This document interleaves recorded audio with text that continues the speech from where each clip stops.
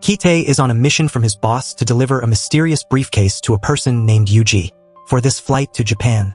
He's traveling under a completely new identity, a businessman named Kenji. As he settles into his seat on his way to Fukuoka, he suddenly senses that something is very wrong. Using his razor-sharp instincts, Kite focuses his attention on several suspicious men dressed in black on the plane.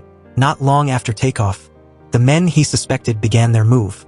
The ringleader charges straight for the cockpit, while his henchmen pull out blades to threaten and suppress the passengers.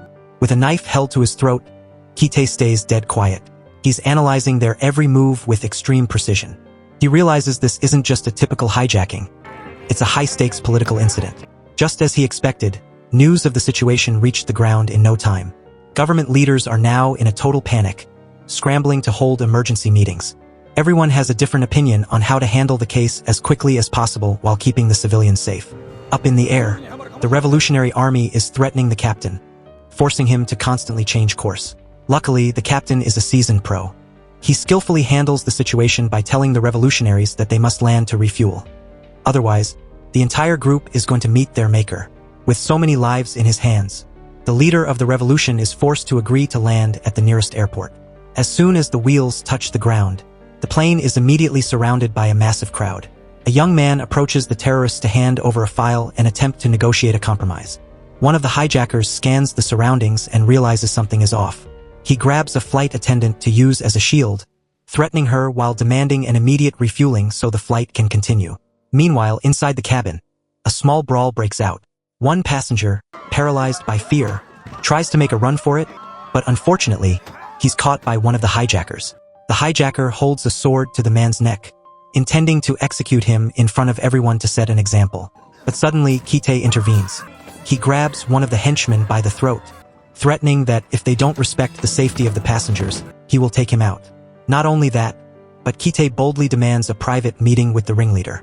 The man's courage is truly on another level. The leader finally emerges from the cockpit, sword in hand, slowly walking toward Kite. Facing him head-on, Kite sets a condition: release the women, the elderly, and the children. Then, he opens the briefcase his boss gave him, allowing the leader to get a good look at what's inside. After staring at the contents for a moment, the leader's expression changes drastically. Kite adds, "I'm the only one who can actually help you achieve your revolution. Take this chance and trust me." Following those words, a deal is struck. The women, the elderly, and the children are released from the plane in complete safety. Once the release is finished, the plane is refueled. The hijackers are ecstatic when they receive word that the flight is cleared to head straight for Pyongyang. The leader and Kite sit down together, and the leader begins firing off questions, wanting to know who Kite really is and how he could be so incredibly brave. Kite remains perfectly calm. He coolly responds that he is just an ordinary businessman, and that for now, he is officially on the same side as the hijackers. After their conversation, the ringleader rushes back to the cockpit to begin the takeoff, heading for Pyongyang from a South Korean airport. Meanwhile, the military has already sprung into action. In this particular operation, Sergeant ECO receives a personal phone call from the director with a stern reminder. The director wants ECO to take total control of the situation at any cost and ensure that the plane never actually makes it to Pyongyang. As the hijacked aircraft enters their airspace, Sergeant ECO gets to work. A high-stakes battle of wits begins to unfold between the two sides. Eventually, both parties reach a mutual decision, confirming a landing at Pyongyang airport. But here's the twist. The South Korean military has gone into full gear, disguising itself as a massive force of North Korean soldiers. They are strictly briefed that, from this moment on, the ground they stand on must be treated as Pyongyang. Sitting in the cabin, Kite overhears just enough to realize that this is a double-cross. The hijackers are walking straight into a sophisticated trap set by South Korea. As soon as the plane touches down, you'd think the gang would be ecstatic to jump out. However, the leader is as sharp as a fox. He immediately senses that something is off. He and his henchmen poke their heads out to double-check their surroundings. Realizing they've been played, he furiously drags the captain out to execute him for the deception. Just as he's about to kill the poor pilot, Kite intervenes. He warns them that if they kill him now, there won't be anyone left to fly the plane. This logic snaps the hijackers back to reality, and they spare the captain's life. The group stays barricaded on the plane until nightfall. As the air in the cabin grows thin and cold, the hijackers finally surround Kite. They pull out his suitcase filled with drugs and brazenly open it right in front of his face. Seizing the perfect opening, Kite lunges forward and takes on the entire group. In the blink of an eye, he wipes them out, ending the leader with a single bullet. Realizing he's completely outmatched, one of the remaining hijackers reveals he's wearing a suicide vest and threatens to blow everyone to Kingdom Come. Remaining stone-cold calm, Kite shows that he isn't afraid of anyone. He walks straight toward the man and dares him to hit the detonator. Having completely seized control of the situation, Kite forces the hijackers to submit to his will. At the same time, he dictates his own terms to Sergeant Isio. By the following morning, the South Korean military is able to evacuate every single hostage in total safety. Afterward, the plane is sent back to Japan, and the North Korean revolutionaries are sent back to exactly where they wanted to go. The person who gets the short end of the stick in all of this is Sergeant Isio. Despite being the mastermind who diverted the plane to save the civilians, he is forced to stay silent and can't say a word about his heroics. Following the hijacking, Japanese airports are forced to ramp up security to ensure a disaster like this never happens a second time. With the accidental chaos finally settled, Kite finally has time to handle his own business. He meets up with Yuji to deliver the goods. Even though the merchandise is gone, he uses his expert negotiation skills and his silver tongue to successfully pacify the lady and ensure his own safety. Meanwhile, Ganyong arrives at the office, pedaling his bicycle as fast as he can. He immediately dives into an investigation of these drug traffickers. He uncovers a photo of a powerful gang boss bowing deeply to a mysterious figure. Despite tracking this crew for a long time, Ganyong still hasn't quite figured out what their ultimate play is. The sight of this mysterious stranger, whom even the big boss bowed to, is giving Ganyong a massive headache. As it turns out, the person receiving that bow is none other than Kite. Right now, Kite is arriving at a top-secret location, hidden away and guarded by heavy security. But don't let the glitzy exterior fool you. Inside, this place is nothing short of a living hell. From every room, the agonizing screams of people being tortured echo through the halls. Kite walks straight in, looking like he's been here 1,000 times before, to meet a certain man. Usually, Kite carries himself like the ultimate alpha, but in front of this man, he becomes completely submissive. Turns out, this big boss is the real puppet master pulling all the strings. In fact, the entire hijacking incident on the plane was orchestrated by this man. Kite was simply following his orders. However, there's a deeper layer to this. Kite, who is actually the chief of intelligence, is working undercover beneath this villain. He's maintaining his cover, waiting for the perfect moment to cast a wide net and take down the entire operation in one go. Meanwhile, Mr. Kim and his wife are having a quiet family dinner on a peaceful night. While listening to the news, Mr. Kim can't stop ranting about how the world is falling apart and becoming more unstable by the day. His wife, who can barely even swallow her food, gets annoyed by her husband's constant complaining about bad luck, leading to a heated argument. Suddenly, a thunderous knock at the door shatters the warm family atmosphere. Even though it's late at night, two Americans are seen acting incredibly sketchy right outside their doorstep. "We're heading back to America soon. Please just give it to me, and I'll pay you double." The shady conversation between Mr. Kim and these two men suggests something dark is going on. But at the mention of double the money, Mr. Kim gives in and lets them inside. Seeing the two foreigners makes the wife feel extremely uneasy, but Mr. Kim works hard to convince her that the price they're offering is worth it. Reluctantly, she agrees. She goes straight into the bedroom, grabs something out of the safe, and brings it out to them. But the moment the two Americans get their hands on the item, they cold-bloodedly murder the couple on the spot. It doesn't take long for the police to get word of the incident and swarm the crime scene. Inspector Ganyong walks through the door and is absolutely horrified by the scene before his eyes. The sight is so gruesome that other officers can't even stomach it and start vomiting. According to Ganyong's assistant, we learn that this couple was actually drug dealers. As it turns out, those American soldiers were addicts hooked on the white powder, and they brutally slaughtered the couple to get their fix. Even though the couple were criminals, they only did it to provide for their young daughter and the unborn child still in the mother's womb, an exchange that ultimately cost them their lives. Left behind is an innocent little girl who doesn't even understand what happened to her parents. Ganyong has no choice but to take the girl with him because she has absolutely no one left in this world. He can only pray that God will help her overcome this devastating loss. In a world of cold shoulders, Ganyong is the only one who refuses to turn his back on this helpless child. Ganyong is a man of integrity, and he refuses to turn a blind eye to the ruthless crimes committed by the Americans. He cannot accept the way they casually commit atrocities on his own soil. "Don't be so rigid, you need to be more flexible," his superior constantly reminds him, urging him to just ignore these cases. To his boss, climbing the ladder as fast as possible is the only way to gain wealth and fame.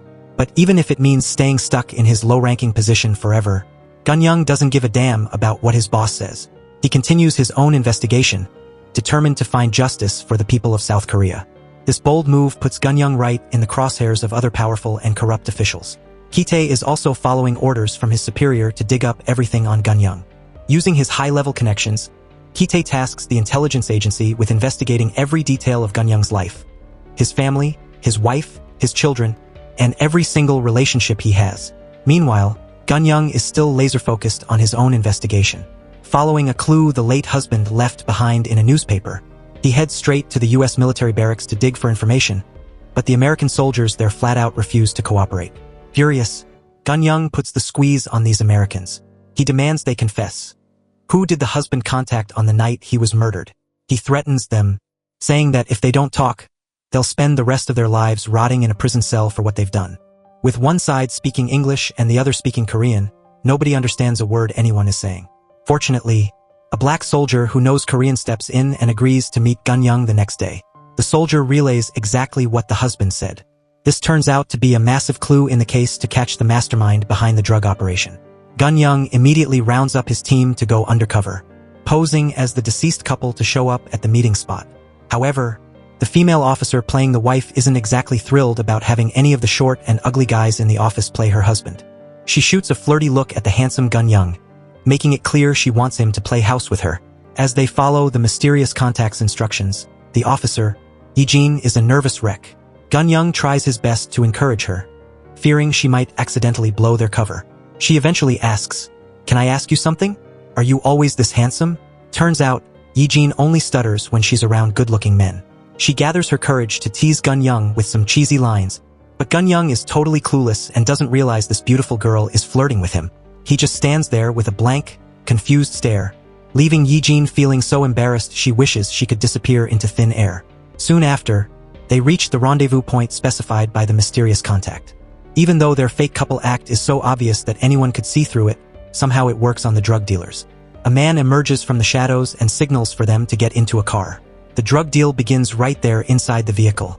Ganyong flashes a thick stack of cash to get the man to hand over the drugs. But in a stroke of terrible luck, the radio suddenly starts broadcasting news about the murder of the real Kim couple. "Wait, who the hell are you two?"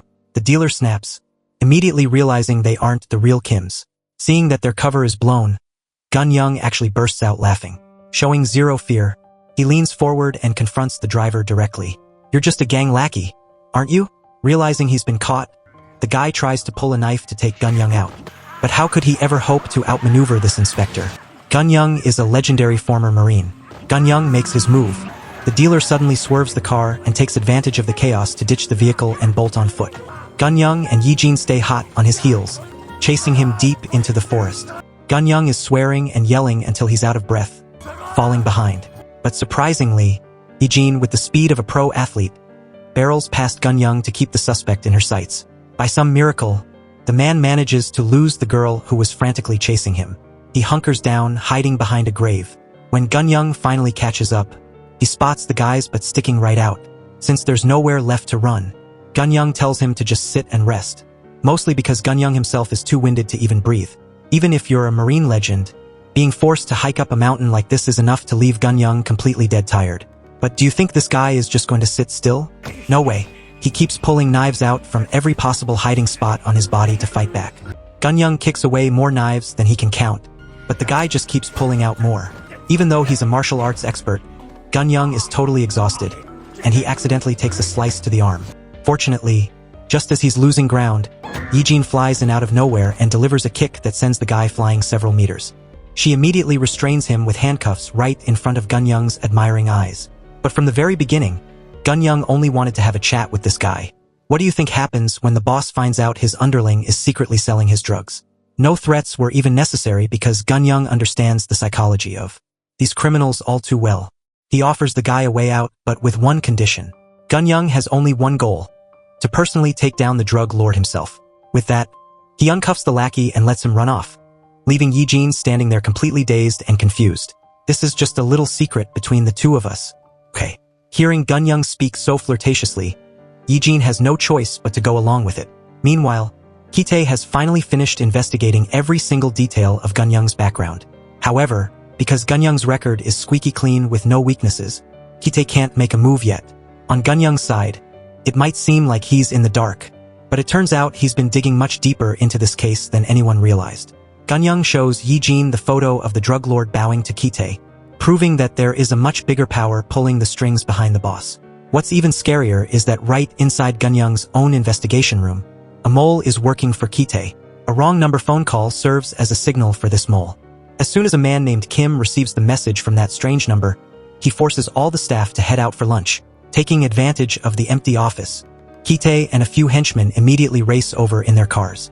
They casually start rummaging through all the files and documents related to the case Ganyong's team is investigating. Not only that, but these pros also professionally bug the entire room with listening devices. While searching Ganyong's desk, Kite discovers the secret photo that was taken of him. As luck would have it, Ganyong didn't go to eat with his colleagues. He returns early, only to find Kite standing right there in his own office. The guy has the nerve to casually walk up and shake Ganyong's hand. Because of his mysterious identity, Ganyong is immediately suspicious. But to avoid disturbing the grass and startling the snake, he improvises and plays along with him. However, things don't just stop at suspicion. Ganyong has no idea that every single line of his dialogue is being eavesdropped on by Kite. Every detail of the plan the gang lackey gave to Ganyong has been heard by this villain. Ganyong had his team install bugs in the drug gang's meeting room, but shockingly, Kite's crew shows up there too. These guys make their move before Ganyong's team can, swooping in to arrest all the criminals themselves. They even toss tear gas canisters at Ganyong's team in the next room, turning the whole scene into pure chaos. Turns out, everything was part of Kite's master plan. The drug lord was nothing more than a pawn for him to control. Because the drug lord let secrets slip, the big boss shoots him right in the head without hesitation. Then, he hands over command of the criminal underworld to the very same lackey who had been cooperating with Ganyong. Ganyong's team is still standing there in a daze, having no clue how their top-secret plan was leaked. Ganyong suddenly pulls out a signal detector, steps forward, and motions for everyone to stay silent. He pretends to be tidying up the office, only to uncover every single bug hidden by Kite, before breaking out into a loud, triumphant laugh. GMG is seen walking through the airport, suitcase in hand, carrying a little boy. She feels completely at ease, as if there isn't a single soul lurking in the shadows to threaten her. With a cheerful smile, she picks up her son and leaves the terminal behind. Meanwhile, a man is seen visiting a temple. While the monk is busy chanting prayers, he sneaks down into a mysterious, hidden basement. After fumbling around for a bit, he manages to crack open a safe that is literally overflowing with cash. In the blink of an eye, he stuffs his bag full of money and makes his exit. Outside, Kite has been waiting in the car for a long time, ready to hit the gas the second he gets the signal. With both the man and the money inside the car, Kite drives Gakpyeong off to their next appointment immediately to make sure they're on time. On the way, Kite asks about a certain individual, which clearly rubs Gakpyeong the wrong way. After that, they fall into silence as they head straight toward the city. They arrive at a rendezvous point that, even at a glance, is clearly a gathering spot for high society thugs. Gakpyeong steps out to polish his appearance one last time before entering the secret society. While fixing his hair and applying some foundation, he tells Kite the story of Sukyung, a man born into the elite, who graduated at the top of his class at the military academy, and even caught the eye of the president during the revolution. With the backstory finished, the two head inside, where Sukyung and GMG are deep in conversation. As soon as Gakpyeong and Kite show up, their conversation is cut short. Sukyung then leads Gakpyeong outside to discuss some top-secret business, leaving the other two behind, and just like that, a spark begins to fly. In the few minutes their bosses are gone, GMG wastes no time trying to seduce Kite. However, Kite is a man of iron self-control. When Sukyung and Gakpyeong return and see the two flirting, Sukyung finds it very strange. He questions Gakpyeong about Kite's background and gives him a stern warning to keep a close eye on this guy, because Sukyung can tell Kite is no amateur. Later on, GMG heads to a church. She has no idea that every single one of her moves is being watched by Kite from a high vantage point. Back in his room, he asks Gakpyeong about the notebook she was carrying. Turns out that's a hit list of every man she's ever robbed. Gakpyeong then starts badmouthing GMG to Kite, telling him to stay alert and not forget the heavy responsibility he carries on his shoulders. Later, Kite goes to meet GMG. After talking for a while, she starts asking questions about the notebook and who her child's biological father really is. This hits Kite's curiosity like an invisible bullet. Once they've walked far enough away from the car, they begin sharing classified information regarding the power dynamics of Sukyung and Gakpyeong. Not only that, But GMG even offers to help him if he truly wants to get his hands on her dark black book. Right after that, Kite asks her about a Japanese Yakuza member that she seems to know. After GMG provides the information, he realizes he's found a crucial link in the puzzle of his life. That intel alone is more than enough for one conversation. Before saying goodbye, GMG doesn't miss the chance to throw a few more flirty lines at Kite before hopping into her car and driving off. Meanwhile, the female officer Yijin has transformed into a kind-hearted seamstress to get close to Kite's sister. Because she acts so friendly, the undercover cop easily wins over So-young's trust. Without a single suspicion, So-young begins telling the seamstress everything about her brother and their entire family. From that encounter, Yijin secures even more intel to bring back to Inspector Ganyong. After regrouping, the entire team meticulously analyzes and investigates every single link they've gathered. With his razor-sharp instincts, the inspector seems to have already anticipated a move that Kite likely never saw coming. As Ganyong takes a sip of his tea and flashes a winner's smirk, a master plan is already brewing in his mind. Meanwhile, following Kite's request for help, GMG takes him to meet Yuji. She is currently a powerful queen pin of the underworld, with massive wealth and authority at her fingertips. When she comes face to face with these two old acquaintances, Yuji greets them with a surprisingly sweet and innocent smile. She then invites them to sit down for a private talk. Noticing that Kite seems to have the same hunger for money as she does, Yuji pulls him aside to discuss a secret plan. If you fail to reach your goal again, I'm afraid you'll have to pay the price, especially for wasting my time. Her words are both a business proposal and a chilling warning to Kite regarding their upcoming operation. Accepting the challenge, Kite takes his glass and sits beside Yuji to strike a deal. But just as he begins to hint at a long-term partnership, GMG cuts them off. Later, at the Busousan Citizens' Day event, Inspector Ganyong is also present, blending into the buffet party filled with the wealthy elite. The person he targets for his initial move is none other than Gukpyeong. The two end up peeling shrimp together while chatting about drug cases involving high-profile criminals. That simple interaction is enough to bridge the gap between them and lower Gukpyeong's guard. Immediately after finishing the meal, Ganyong rushes down to meet Yijin to report the situation. Together, they piece together and analyze the information Ganyong just extracted. Ultimately, the duo reaches the same conclusion. Kite is likely using Gukpyeong as a cover to smuggle drugs out of the country. That night, after returning home, Kite has a heart-to-heart with his younger sister.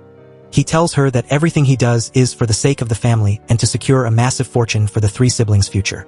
Not only that, but he even asks his sister to join him in a heist that could change their entire family's destiny.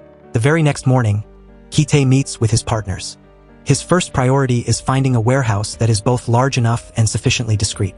Furthermore, he demands that his product must dominate the Japanese market with the highest quality and purity possible. And just like that, Kite's earth-shattering project is officially underway. He coordinates flawlessly with his team to stay under the government's radar while producing high-quality goods for the market. Kite successfully deceives the authorities about the dark business he's running. He even manages to pull the wool over his boss Gukpyeong's eyes. While sitting with Gukpyeong, Kite recounts his trip to Japan with GMG, but he only scratches the surface, keeping his private meeting with Yuji a total secret. However, as soon as Kite leaves, Gukpyeong calls in his most trusted henchman to hear the unfiltered truth. He learns that Kite has actually teamed up with Yuji and has already expanded his drug production process. Hearing this is more than enough to send Gukpyeong into a blind rage. Later, while Kite is taking GMG to church to seek forgiveness, he suddenly receives a call from Gukpyeong. The boss tells him that he will be inspecting Seoul National University soon and that the person will be arriving there. After hanging up, Kite frantically searches for GMG, but it's too late. She has already left in a car without him knowing, and right now she is sitting there, having a conversation with the president. Knowing that the president and Sukyoung are sworn enemies who cannot coexist under the same sky, GMG decides to play her hand and reveal her true plan. Having a child has only made her more ambitious. She strikes a deal with the president.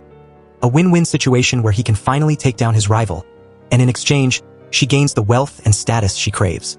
Immediately after she meets with the president, Kite invites her to a bar that same night for a private conversation. The fact that he made the first move makes her ecstatic, and she shows up at the bar in no time. But as soon as they meet, Kite starts threatening her for what she's been up to. He advises her to hand over her notebook and disappear if she wants to keep her life. Despite his cold threats, GMG remains completely unfazed. She then drops a bombshell, admitting to Kite that the notebook never even existed. Having confessed, GMG begins to tremble, begging Kite for his help. The atmosphere shifts from intense to romantic. She thinks she's about to have a steamy night with Kite, but when she steps out of the shower, she realizes she celebrated too soon. Kite is nowhere to be found, leaving GMG to break down in tears. It was the first time she had been played like that. She quietly changes her clothes and has her driver take her home. On the road, just when she thinks the night is over, disaster strikes. A mysterious convoy blocks her car. The person who steps out in front of her is none other than Kite. He holds a gun in his hand and points the barrel directly at her, leaving her completely stunned. Meanwhile, the brutal reality of war has left behind a trail of immense suffering. You'd think the front lines were a living hell, but those back home are suffering just as much, even thousands of miles away from the bombs. Their lives are being squeezed dry, working day and night just to meet the demands of the war effort. And in the shadows, drugs are creeping in, tearing families apart even further. Nothing is more heart-wrenching than a little boy waiting desperately for his father to return from the front. The strong father who was once the boy's pride has returned, but he's brought back a terrifying sickness. Whenever he runs out of his medicine, he goes into a violent rage, screaming and destroying everything in sight. These are men who gave their lives for their country, only to be locked up by that same country because of their drug addiction. Ganyong is one of those deeply affected by this damn substance. Every day, he has to care for the father he was once so proud of. The old man now lives like a ghost, his mind completely gone. He doesn't even remember that he was the one who committed a murder, yet he still has the nerve to shout and curse. Life was already hard enough, and now Ganyong has to care for a man like this. This is the same younger sister Ganyong carried out of the crime scene years ago after their father killed their mother. Now, she is struggling with grueling labor at a factory. Ganyong can only spare a moment to visit his family before he must return to his mission, seeking justice for the people of South Korea. He is the one standing at the center of the courtroom. With a calm but firm voice, he highlights every single atrocity committed by the two Americans who stole the lives of a little girl's parents. He declares that these crimes deserve nothing less than the death penalty. As he speaks, the people in the courtroom erupt in cheers. These arrogant Americans still have no idea what Ganyong is saying. They actually think they're only going to get 5 years in prison. Little do they know, Ganyong didn't give a damn about his corrupt superiors. He's making sure they pay the ultimate price. The boss had explicitly ordered him to go easy on the Americans. But instead, Ganyong threw the book at them, handing down the maximum sentence. This sends Kite's boss into a total blood-boiling rage. His fury stems from the fact that this trial directly interferes with his own corrupt business interests. He starts taking his anger out on Kite, berating him without mercy. Kite puts on an act, groveling and begging the boss to let him stay on the job. Seeing an easy way to line his pockets, the boss licks his lips.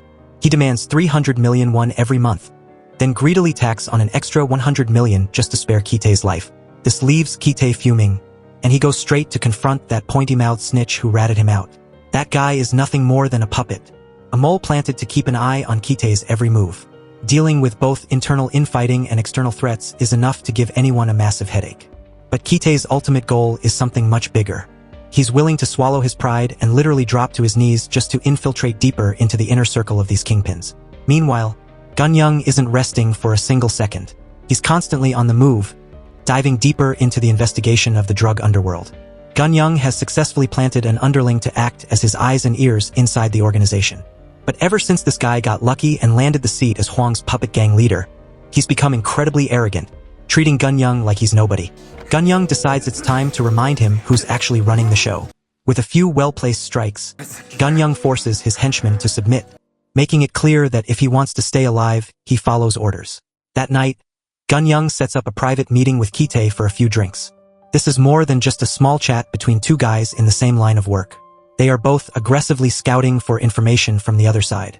Beck, I don't care if the KCIA is pulling the strings behind this, Ganyong says. It seems Ganyong is fully aware that Kite has his hands dirty in this case. Since both men are guarding their own secrets like life and death, neither one fully understands the other's true endgame. Ganyong leaves him with a chilling warning. He's going to personally dismantle this entire drug ring. The next morning, Ganyong meets up with Dil. It turns out a few punches were exactly what he needed because he's now perfectly obedient. He spills everything, the exact time and location of the next big transaction. Armed with this intel, Ganyong gives him a satisfied pat on the shoulder. That same evening, Ganyong and his team rush to finalize their plan. The multi-talented Yijin, who happens to be fluent in Japanese, is assigned to book the hotels in Japan. Meanwhile, Kim is tasked with digging up intelligence on the local gangs there. Word of this massive drug deal eventually reaches Huang's ears. Even though Kite is heading the operation, Huang still assigns one of his most trusted henchmen to follow him. He clearly senses that Kite is up to something shady. However, because Kite had bugged Huang's own office, he's already one step ahead and knows exactly what's coming, allowing him to move with extreme caution. Finally, the day of the deal arrives. Yijin performs, frantically explaining that she accidentally booked the wrong hotel. The next morning, Kite arrives early for a meeting with the daughter of a Japanese Yakuza boss. Yijin and Ganyong are positioned nearby, snapping photos as Kite coolly walks inside. Right beneath a bustling seafood market lies a massive, hidden drug factory. Ganyong and Yijin manage to sneak inside to scout the situation. But the transaction happens lightning fast, and Kite emerges shortly after. Later, a boat carrying Kite and a massive haul of cash is making its way back to the mainland. While he's sitting there counting the money, the door suddenly swings open. It's Haksu, and he's walking in with a gun hidden behind his back. As the two men sit there, talking about all the things they could do with this mountain of cash, the atmosphere suddenly shifts. A gun is pointed straight at Kite. From the pier, Inspector Ganyong and his team have been watching the whole scene unfold from start to finish. Ganyong reaches a chilling conclusion. The KCIA is moving massive amounts of drugs with professional precision. Once he sees Haksu get off the ship and step onto the harbor, Ganyong orders his squad to move in and begin the operation. But just when things seem like they're going to be easy for the inspector, Gakpyeong suddenly appears out of nowhere. That alone is enough to force Ganyong to pull the plug on the investigation for the moment. Immediately, Ganyong orders his team to pivot their investigation. The top priority now is to tail Gakpyeong and see exactly what he plans to do with that massive amount of money. Gakpyeong and Haksu's car speeds off toward a nearby temple, completely unaware that Inspector Ganyong is sticking to them like glue every step of the way. Stepping out of the car with 2 bags of money, Haksu hesitates for a split second before handing them over to Gakpyeong. It's like a hidden, silent signal. But the director is so blinded by the money that he doesn't notice a thing. Lugging the 2 huge bags of cash, Gakpyeong stands before a Buddha statue before heading down to his familiar secret basement. As he fumbles with the safe to store his loot, Kite suddenly appears right behind him. It turns out he wasn't executed at all. Instead, he managed to bribe Haksu, and they've teamed up to rebel. To the thumping rhythm of the festival drums playing outside the temple, a brutal fight breaks out between the two. Gakpyeong is completely outmatched and ends up taking a knife straight to the stomach. Inspector Ganyong finally makes his way deep into the cellar, and the bloody scene before him leaves him in absolute shock. For a moment, Ganyong and Kite are face to face, but unfortunately, one is standing in the shadows with a gun aimed straight at the other, while the person in the light can't see into the dark corners. Kite manages to slip away with the stack of cash without having to fire a single shot. The moment Inspector Ganyong runs back outside to call for backup is the same moment Kite personally sets the temple ablaze to destroy all the evidence. Having failed to save anyone, Ganyong can only stand there in silence, watching the temple go up in flames with a feeling of absolute, crushing helplessness. Ganyong is 100% certain that Kite is the one who took out Huang. But right now, the trail has gone cold, and there isn't a shred of physical evidence. Not one to back down, Ganyong shifts his strategy to target Kite's colleague from the Intelligence Bureau, Gakpyeong. Without wasting any time, he hauls Gakpyeong in on suspicion of murdering Huang. During the interrogation, Gakpyeong puts on a straight face and lies through his teeth, claiming he knows absolutely nothing. As the hours drag on, Ganyong changes his tactics, psychologically poking at him. He reminds Gakpyeong that even if he stays silent until his dying breath, it won't matter, because in the current situation, Kite is the only one winning. While Gakpyeong rots as a murder suspect, Kite is out there living scot-free. Hearing this, Gakpyeong's resolve actually starts to waver. But just as he's about to crack, a sudden order comes down from the higher-ups to release Gakpyeong immediately. A furious Ganyong storms into his boss's office, only to be told helplessly that the order to let Gakpyeong go came directly from the very top. The high-level figure Ganyong's boss mentioned is Sukyung, a man who is incredibly close to the president. As it turns out, Kite had already met with Sukyung, bringing along a table literally piled high with cash. This was the massive kickback money that Huang had been secretly embezzling right under Sukyung's nose. But Kite didn't just bring money, he also handed over a notebook. It was the secret black book he found in GMG's bag after he killed her. Inside were the names of every high-profile man she had ever been involved with, including Sukyung himself. Using a mix of threats and high-stakes persuasion, Kite pitches his plan to take over Huang's position, asking Sukyung to hand him even bigger deals. He confidently promises he can rake in hundreds of billions for both Sukyung and the president. Seeing Kite's raw ambition and undeniable talent, Sukyung bites, granting Kite even more power than he had before. It was thanks to this corrupt alliance that Gukpyeong was set free. Once out, Gukpyeong assures Kite that he didn't breathe a word to Jeon-young about the murder of Hwang, nor did he mention it to Sukyung. The problem is, Jeon-young's deep understanding of the situation makes Kite realize one thing. There is definitely a mole leaking information from inside the Central Intelligence Bureau. With his sharp instincts, Kite immediately suspects the gang's vice captain. That night, he heads to the factory for a chat with him. During the conversation, Kite casually but menacingly loads his pistol and points it directly at the vice captain's chest. He grills him, demanding to know if he's been colluding with Jeon-young and selling him out. The vice captain tries his best to hide his mounting panic, telling Kite that if he doesn't trust him, he should just go ahead and pull the trigger. After surviving that interrogation, the vice captain meets with Jeon-young again. He warns him that things have become way too dangerous and that this is the last time he can help. He hopes that this time, Jeon-young can finally take Kite down for good so that he can finally stop looking over his shoulder. Based on the intel provided by the mole, Jeon-young quickly organizes a massive sting operation, splitting his subordinates into two teams. One group sets an ambush at sea to intercept the drug shipment, while the other group raids the pharmaceutical factory. However, the result is a total nightmare for Jeon-young.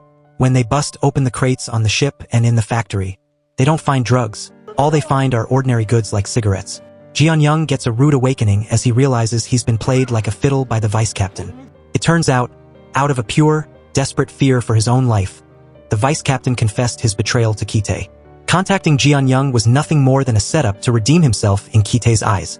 While Jeon-young returns empty-handed, Kite decides not to punish the vice captain for his initial betrayal, telling him to lie low and leave the factory until the heat dies down. Fuming, Jeon-young vows to track the guy down, ordering his team to stake out every transit station. But right at this critical moment, the internal affairs inspectors storm into his office.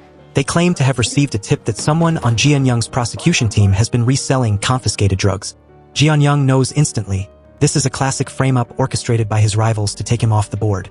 To protect his team, Jeon-young confronts his superior.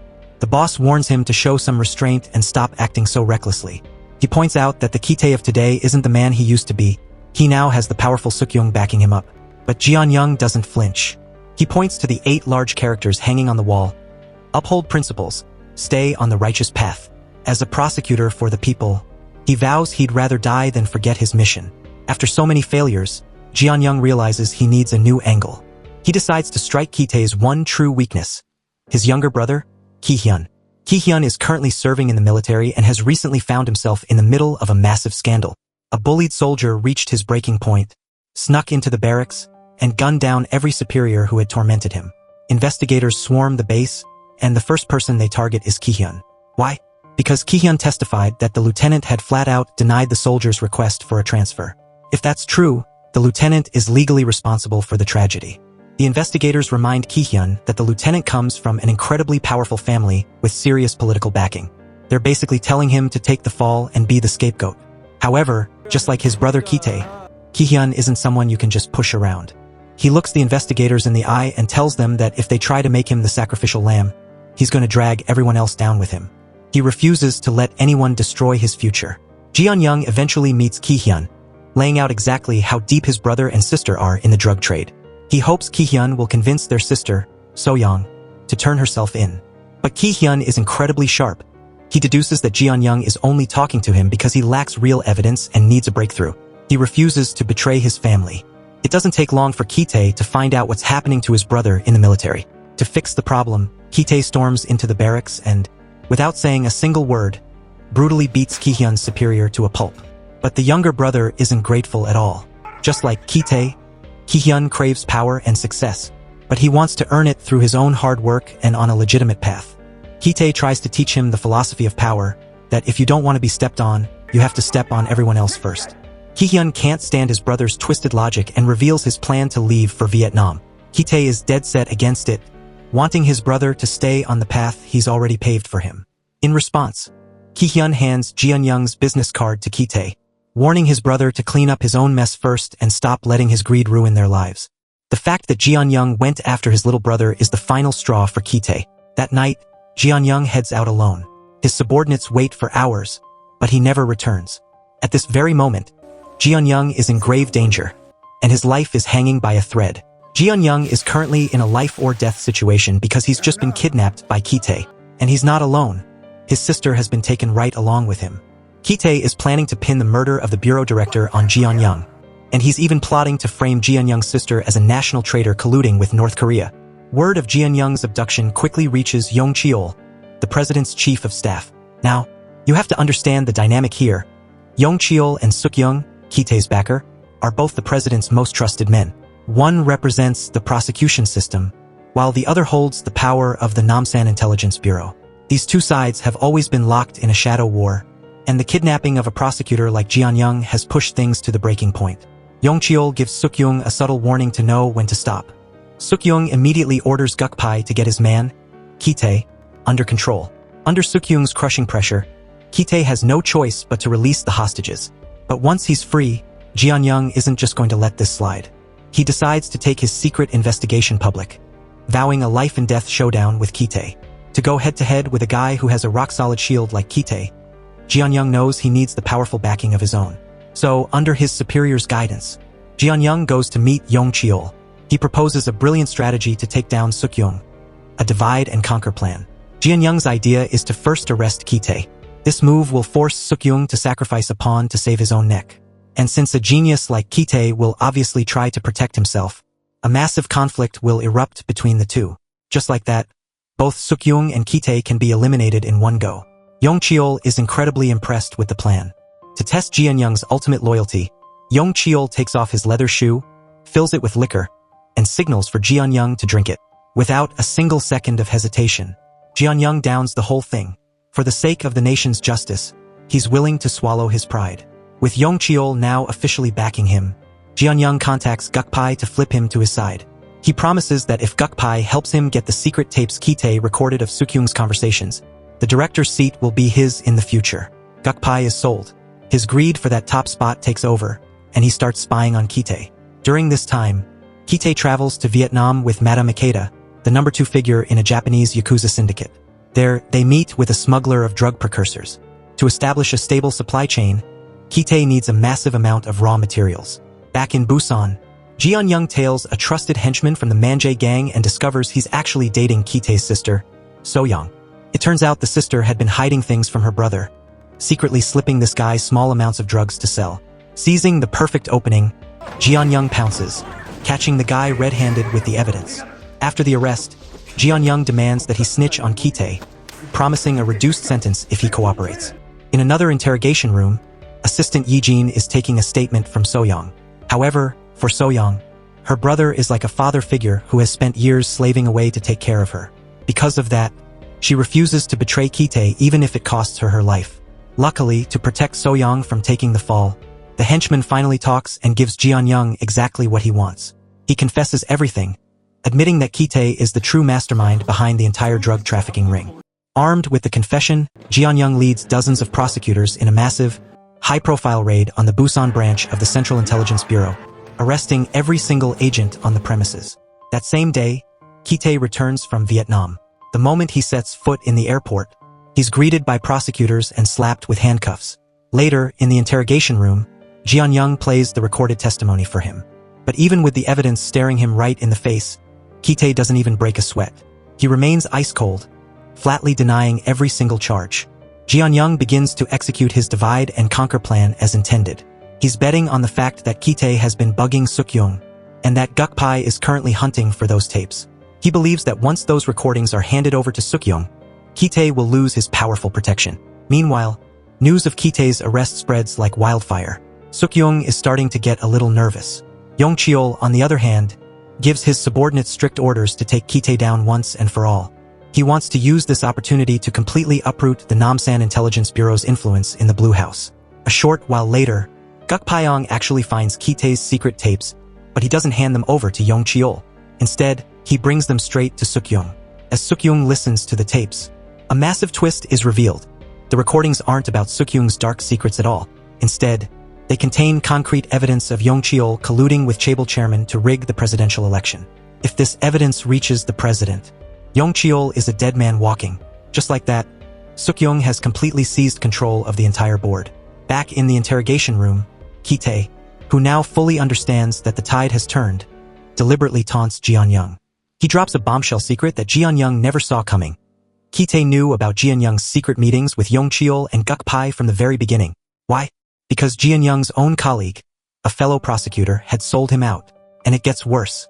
In the interrogation room next door, this corrupt colleague secretly hides a syringe inside a stack of legal documents.